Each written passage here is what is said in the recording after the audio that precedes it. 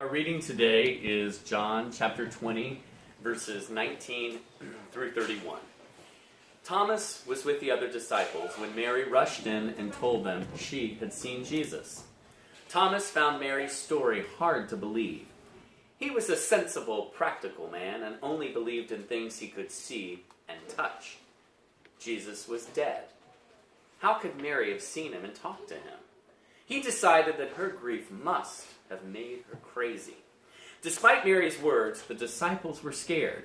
The Romans had killed Jesus. Would they be next? Many of them stayed together, locking all the doors so they would be safe. However, Thomas decided that it would be safer to stay away from the other disciples. If he just carried on with his work, maybe no one would notice him. The next day, some of the disciples found Thomas in the marketplace. Instead of being sad and scared, they seemed confident and happy. They told Thomas that they had seen Jesus too. They had been in a locked room when all of a sudden Jesus was there with them. He had said, "Peace be with you," and told them he was sending them to continue his work. Thomas couldn't believe his ears. Was everyone going crazy? Thomas wanted to believe their story, but he was a sensible, practical man and only believed in things he could see and touch. Thomas told the disciples that he wouldn't believe unless he could see the nail holes in Jesus' hands and feet and touch the wound in his side.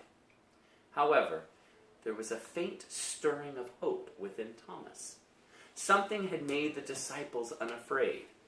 He started to spend more time with them, trying to understand what had happened. And so Thomas was with the other disciples when all of a sudden, Jesus was with them in the room. Thomas was a sensible, practical man and only believed in things he could see and touch. But now he saw Jesus, and Jesus told him to touch his wounds. All at once, Thomas's questions were answered, and he believed. "My Lord and God," he said. Amen.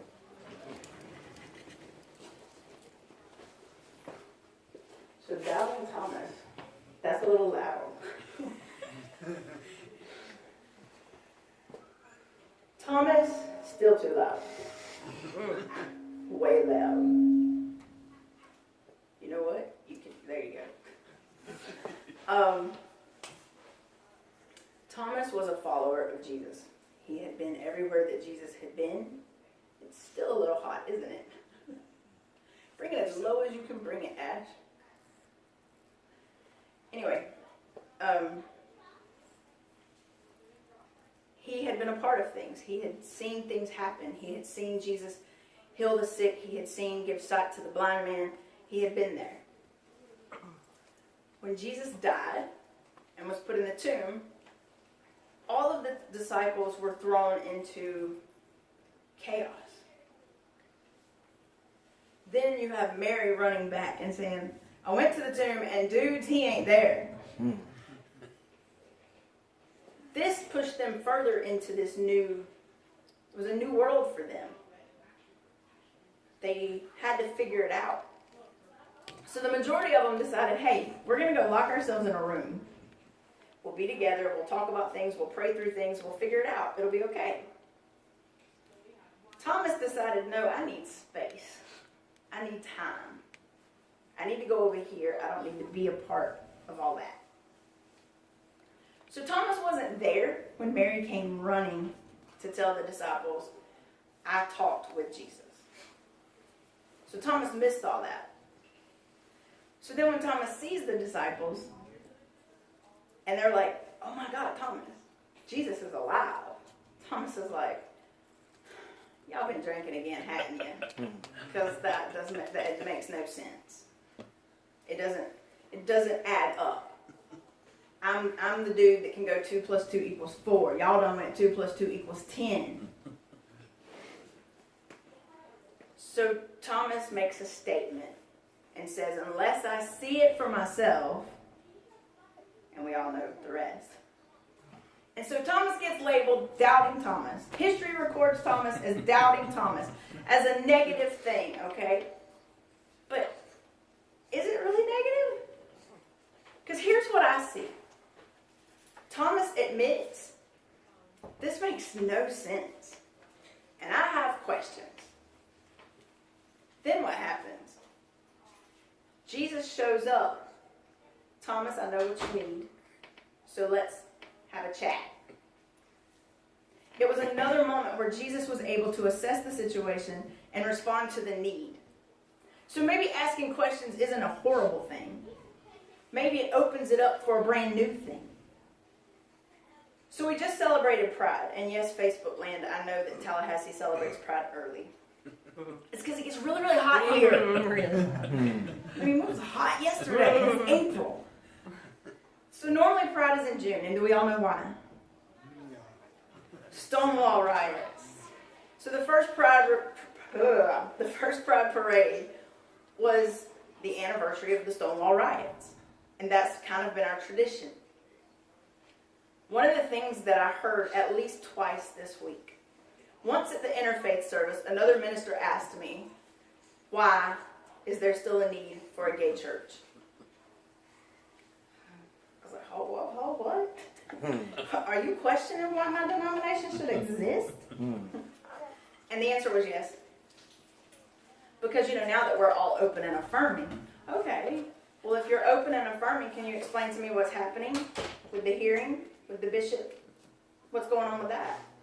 Bishop K.O., first gay bishop in the United Methodist Church, and y'all are having a big old trial on it.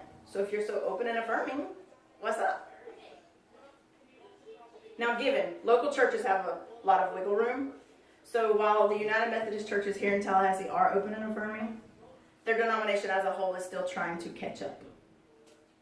So that was the first time it was questioned. Why is there still a need for Pride? Why is there still a need for a church that is for the LGBTQIA alphabet soup community?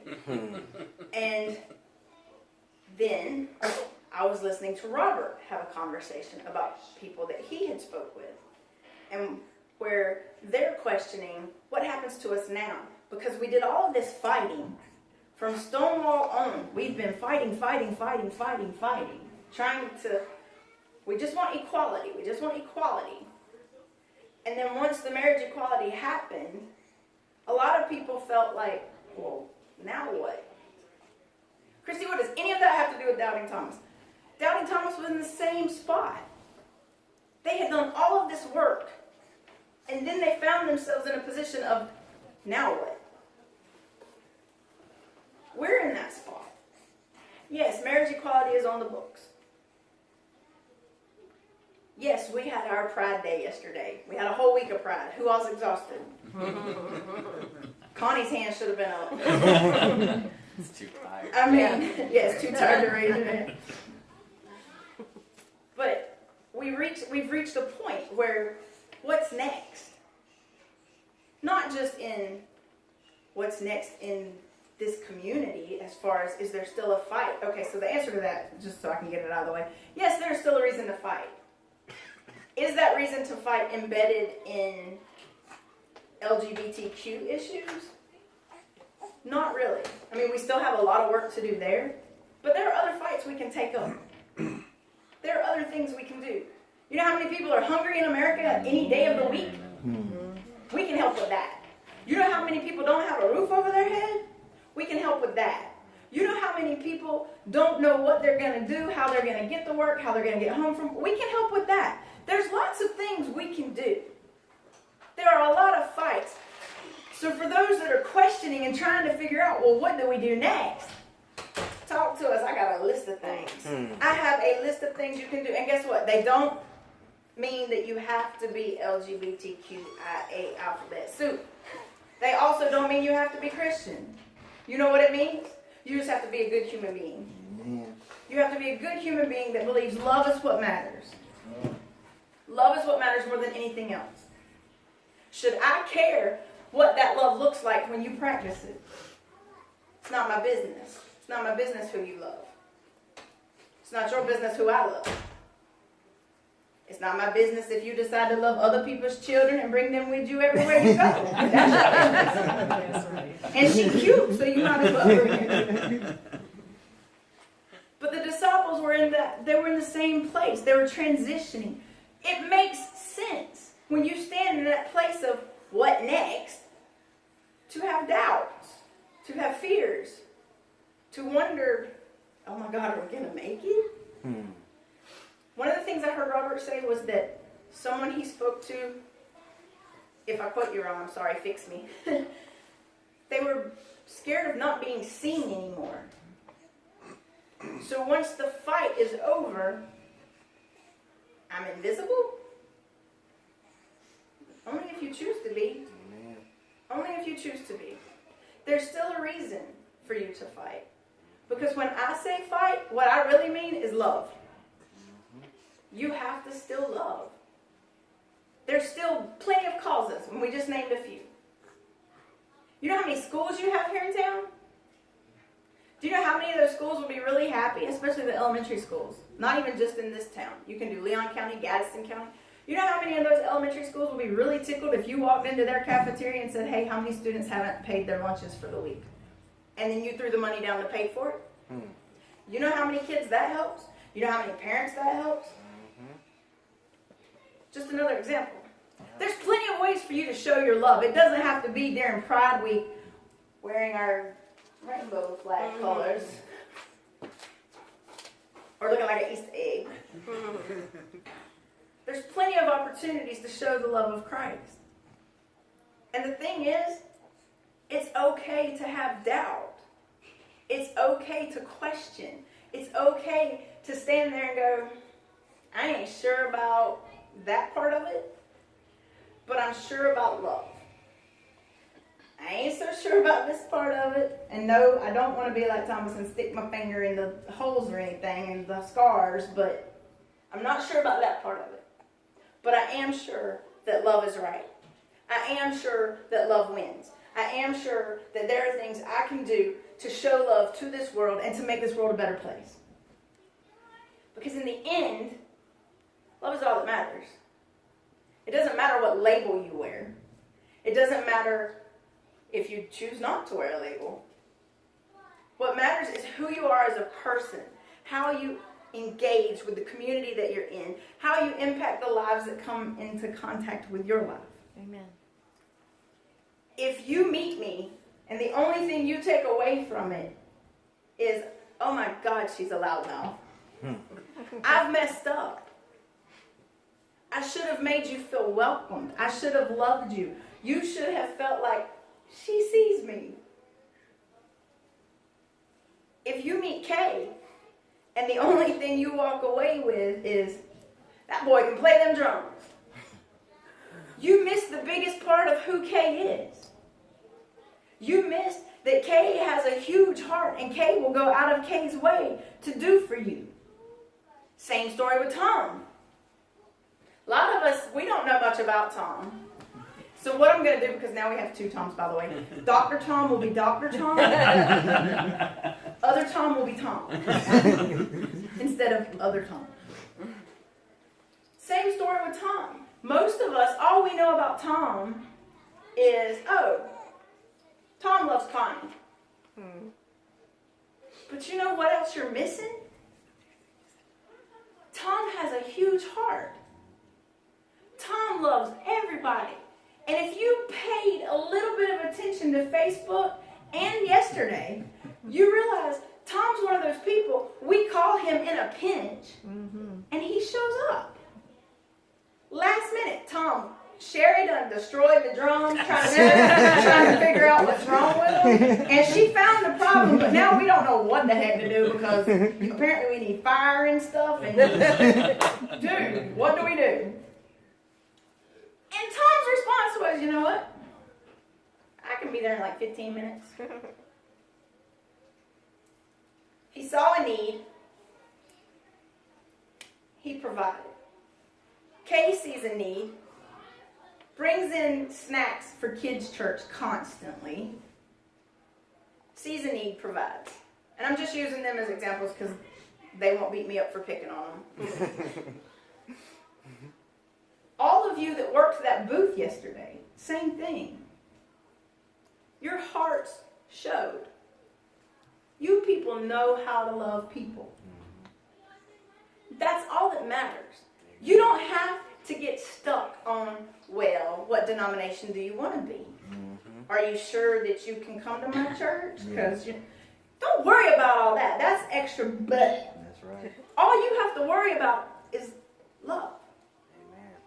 Because the rest of that stuff, it's just like who you love in the bedroom. That's your business. Amen. If they choose to call themselves Christian, that's their business. If they choose to call themselves something else, that's their business. As long as they're loving you and respecting you and working with you in community to further us along, love is all that matters. Amen. Yeah. Love is all that matters. And you know what? Jesus was a Beatle. I'm pretty sure. Or the Beatles knew Jesus. I ain't sure which way it goes. But Jesus' message was the same. Love is what matters. Your rule book, throw it out the window. What you think the world's supposed to look like, get rid of it. Do it the way I'm telling you to do it. And the way I'm telling you to do it is love every person you meet and love them with the best of your ability. Love is all that matters. You have questions? That's okay.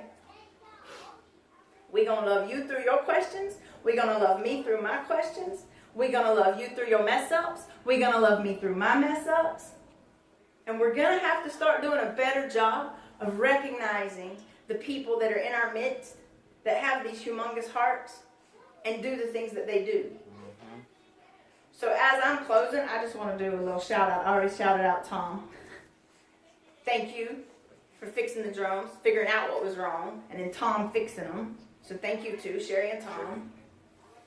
Dr. Tom, Robert, Shelley, Dean, Marcy, Leslie, Jan. I wasn't supposed to call names out, so if I offend you by calling your name out, please see me.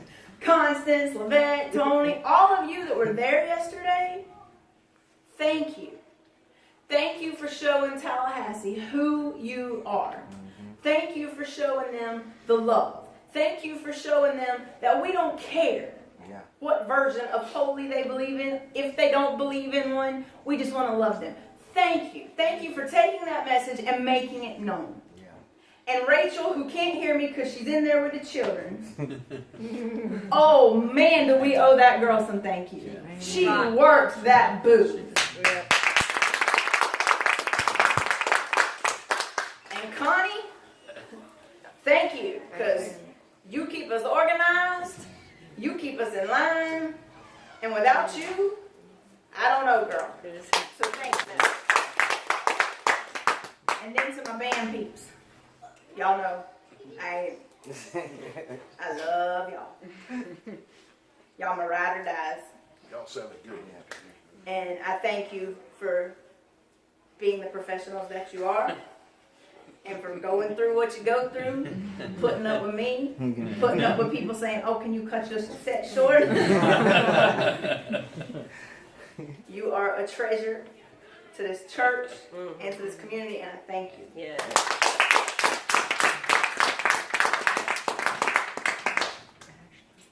Ashley, Whoa. my queer kid. Thank you so much.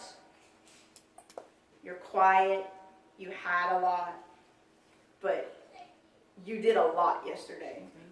From making sure each bracelet had a little tag on it, to going to feed my dog so that I can stay at the event. I mean, you're quiet, but you are some kind of mighty. Yeah. And this community is better having you in it. And I thank you. Now for my visitor, I don't want to embarrass you. But I saw you at the event Friday night.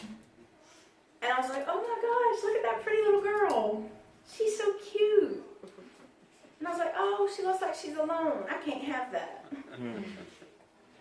Thank you for being friendly. Thank you for being welcoming and letting us kind of push ourselves on you that night. You hung with us. You stayed around. We had a good time. At least I think we had a good time. And it was great, and it's great having you here today. And I hope if you never return, I hope you know one thing. All these people in this room love you, and if you ever need anything, this is the place you go to. Amen. Thank you for being here. So remember, my people, it's all about love. That's all it's about. All that other crap. Oh, I forgot you. Time out. Constant. Thank you for the truck. Yeah. You bring your children to Pride in a Ford F-150 toy truck. You know, the kind of, they ran over my toes, but that's okay. And you had Thrive MCC on the side of the truck with the address, and you put All Inks Drummer is my daddy on the windshield. Thank you, Constance. Thank you for representing. It's all about love, people. The more you show, the more we grow. Amen. The more you show, the more we grow. And I don't mean just as a church. I mean as individuals. That's right. Because you know what? What that song say? Love ain't love until you give it away. In Jesus' name. Amen. Amen.